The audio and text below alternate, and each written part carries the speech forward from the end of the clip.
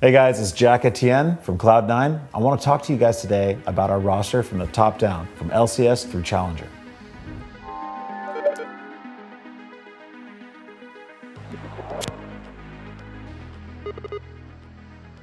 So when approaching our LCS roster for this next season, I spent a lot of time with the coaches and with the players trying to figure out what they wanted to do for next year to improve. And we had a situation where pretty much every player was really happy with the performance of their teammates. Of course, there were things that we could improve on, but they really wanted to run it back again. The one change that we actually ended up doing was just mid lane.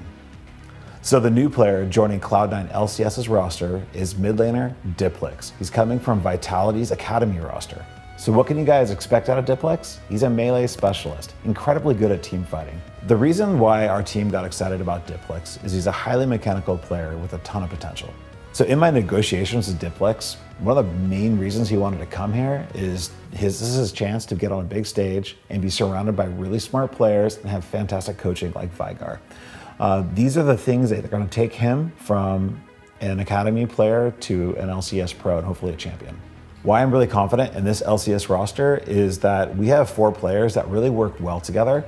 And when you change out one player in a smoothly operating roster, the chances of it still succeeding and keeping its identity is pretty high.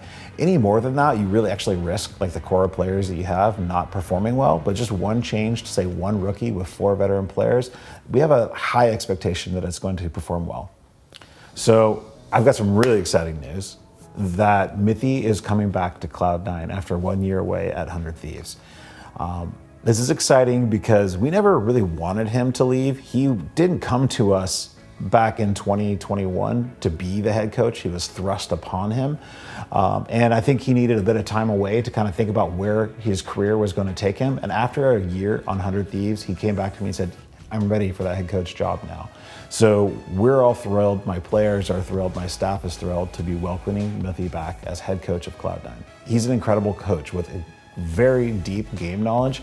He brings strong macro and understanding of the game to the players to fill some of the gaps that they have and teach them to work as a team. Obviously, a massive benefit to this is the Sven and Mithy combination. Now that Sven is actually in support, Mithy can really help increase or accelerate his growth into the position. We've already seen incredible growth out of Sven last summer, but pairing these two guys together, I think, has unlimited possibilities. Max did a really great job for us as head coach after LS left last year. And what we feel Max really did super well for us was in 2021, he was the positional coach for top lane for Fudge. And he did an incredible job. And we're going to not only have him coach Fudge in the top lane, but he's going to also be working with Fake God out of our Challenger team. And he's going to be also instructing our other lane coaches in the process and his methodology of how to be a better coach in the lane. So he's going to be in charge of teaching these other coaches his system and going back to working on Fudge. And we're really excited about that change. Sam is going from our bot lane coach for LCS to our academy head coach.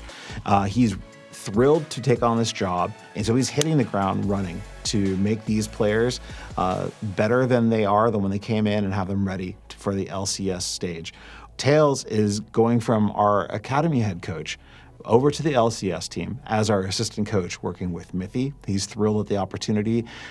When the academy team's run was done last year, he actually helped us through our playoff wins and playoff victories and through Worlds. And he really showed something that our LCS team wanted to see more of. So he's going to be joining on our LCS team.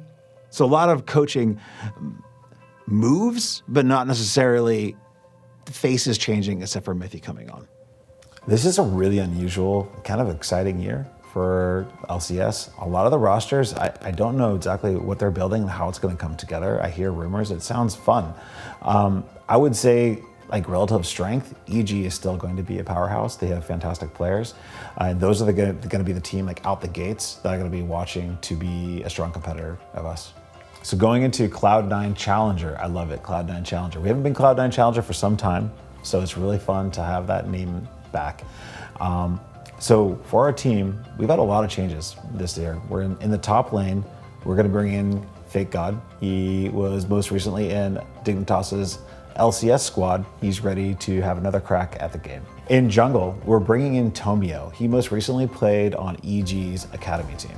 In mid lane, we're bringing MNS from Korea. And in the AD carry position, we're bringing over Lost from Immortals. In Cloud9 Challenger support, we're bringing Zazel from our coaching staff back to support. So when I think about the Cloud9 Challenger team, my sole goal is to get these guys onto an LCS squad, either my squad or some other team. This is not like a place to make your career. It's just a bus stop along the way to LCS.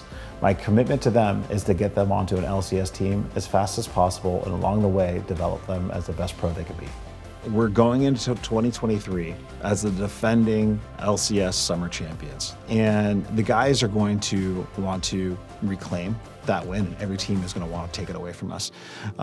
We feel that, hey, look what we did with 5 weeks of work going into playoffs. We won the whole thing in North America.